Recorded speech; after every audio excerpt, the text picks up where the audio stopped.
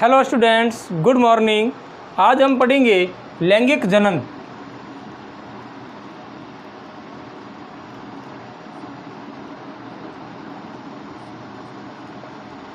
Sexual reproduction.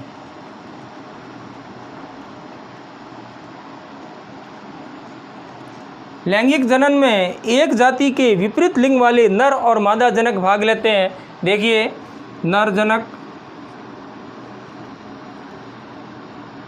और मादा जनक। इन जनकों के परिपक्व लैंगिक अंगों की जनक कोशिकाओं में अर्धसूत्री विभाजन होता है और जिसके फलस्वरूप युग्मकों का निर्माण होता है। इन जनक के अंदर जैसे ये देखिए, युग्मक नर युग्मक हो गया और मादा के अंदर देखिए मादा युग्मक हो गया।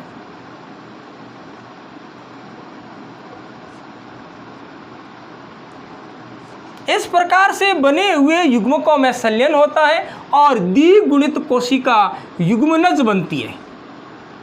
इस क्रिया को निषेचन कहते हैं। द्विगुणित कोशिका युग्मनज का निर्माण होता है, जाइगोट, और इस युग्मनज से नई संतति उत्पन्न होती है। नई संतति का निर्माण होता है। लैंगिक जनन के अंदर बनी हुई नई संतति अपने जनकों के समरूप नहीं होती। क्यों? क्योंकि इस नई संतति का निर्माण युग्मनज से हुआ और युग्मनज का निर्माण जो होता है वो नर और मादा युग्मकों के संलयन से हुआ। इस कारण बनी हुई संतति जो होती है वो अपने जनकों के समरूप नहीं होती। ये प्रक्रिया जो होती है वो जटिल होती है और धीमे होती है। एक जाति के विपरीत लिंग वाले एक जाति के विपरीत लिंग वाले नर व मादा युग्मकों के संलयन के फलस्वरूप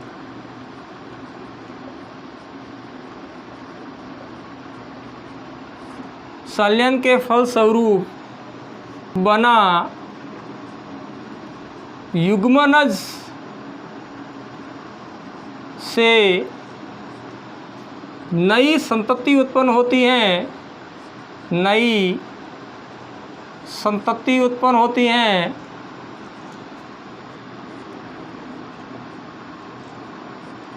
तो इसे लैंगिक जनन कहते हैं। इसे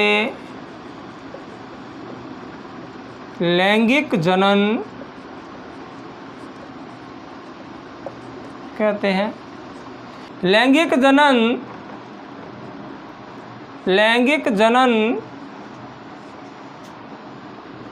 अलैंगिक जनन की तुलना में अलैंगिक जनन की तुलना में जटिल व धीमी प्रक्रिया है।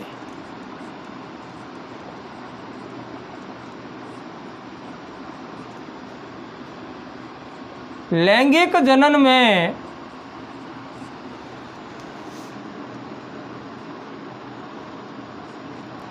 नर व मादा युग्मकों के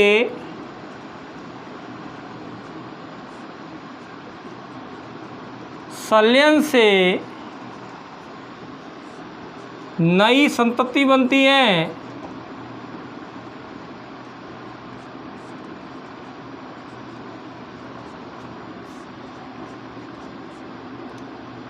इसलिए यह संतति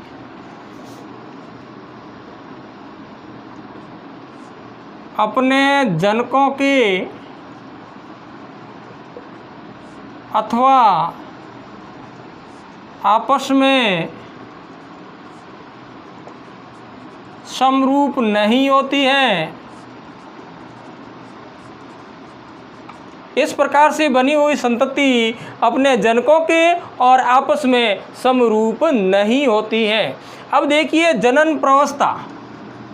जनन प्रावस्था किसी भी जीव में जनन क्षमता के आरंभ से लेकर जनन क्षमता समाप्ति तक की अवधि जनन क्षमता कहलाती है। किसी भी जीव में जनन क्षमता आरंभ से लेकर जनन क्षमता समाप्ति तक की अवधि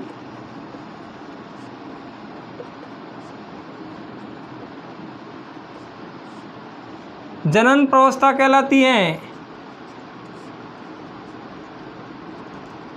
जनन प्रावस्था कहलाती है। अब देखिए किसी भी जीव के अंदर जनन क्षमता का आरंभ उनके लैंगिक अंगों के परिपक्व हो जाने के बाद प्रारंभ होता है।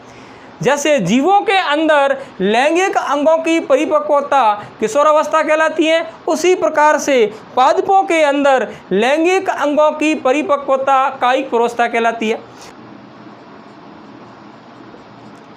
पुष्पी पादपों में जनन प्रावस्था में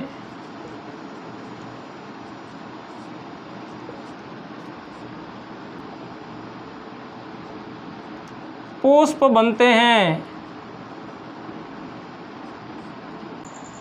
पुष्पी पादपों में जनन प्रावस्था के अंदर पुष्प बनते हैं और ये पुष्प जो बनते हैं इनमें भिन्नता पाई जाती है।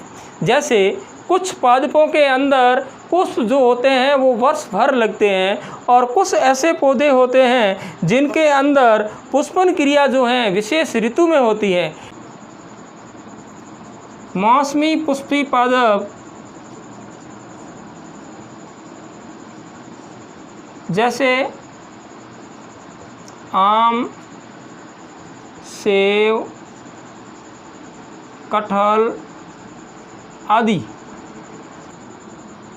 बांस की कुछ जातियों में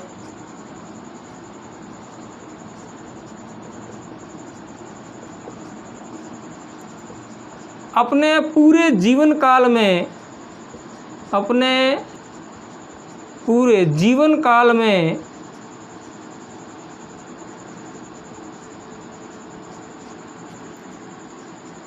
50 से 100 वर्षों बाद केवल एक बार ही पुष्प लगते हैं। केवल एक बार ही पुष्प लगते हैं।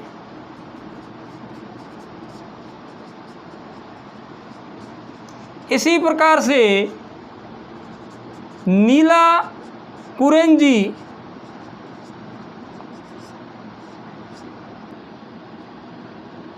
स्ट्रैम्बिलैंथिस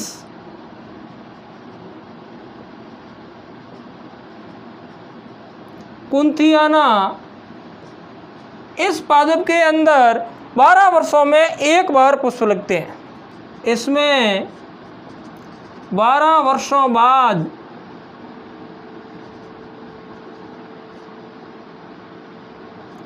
एक बार पुष्प उत्पन्न होते हैं।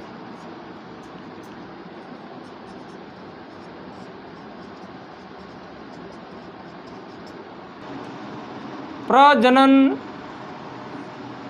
चक्र मादा स्तनधारियों के जनन तंत्र में लैंगिक जनन के दौरान चक्रीय परिवर्तन होते हैं। इन्हें प्रजनन चक्र कहा जाता है। ये 2 प्रकार से होता है, मध्य चक्र और आर्तव चक्र। मादा स्तनधारियों के जनन तंत्र में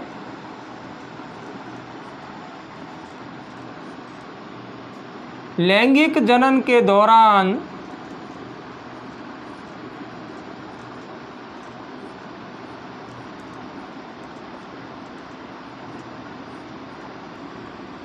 क्रमिक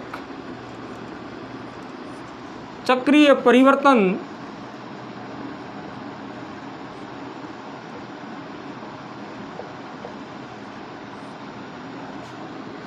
होते हैं, जिन्हें प्रजनन चक्र कहते हैं। प्रजनन चक्र दो प्रकार से होता है।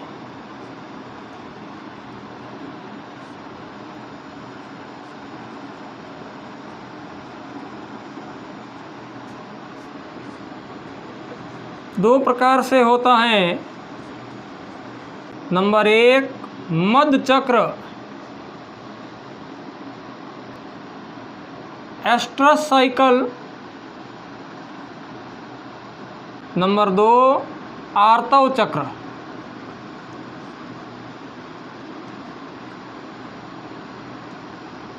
Menstrual cycle. नंबर 1 मध्य चक्र। नॉन प्राइमेटा गण के मादा स्तनधारी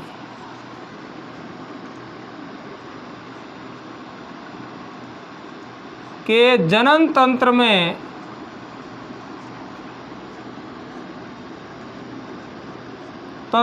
लैंगिक जनन के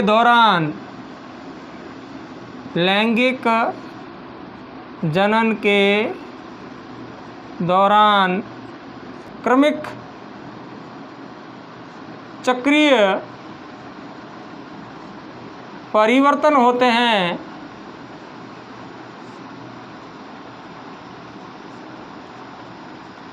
जिन्हें मध्य चक्र कहते हैं।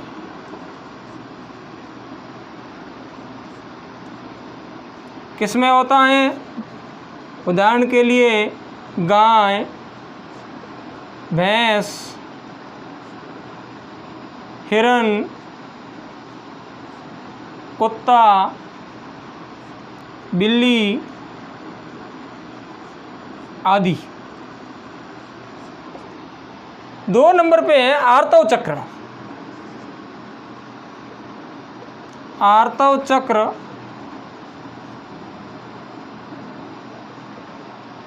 मेंस्ट्रुअल साइकिल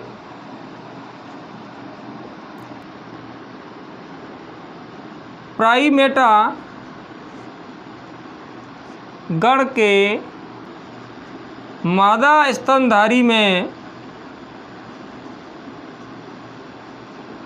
स्तनधारी के जनन तंत्र में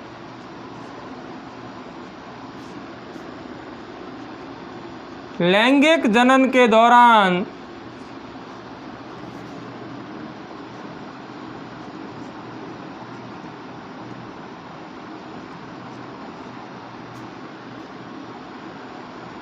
क्रमिक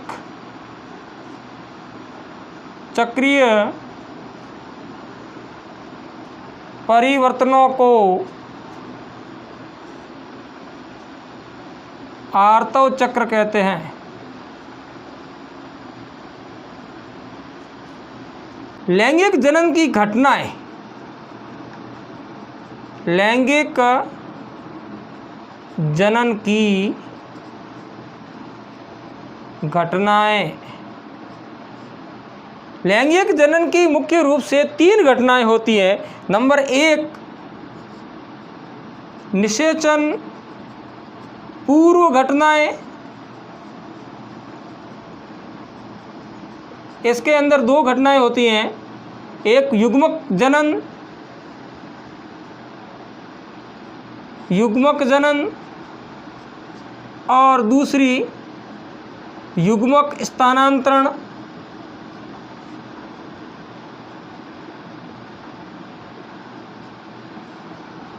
नंबर 2 निषेचन, फर्टिलाइजेशन,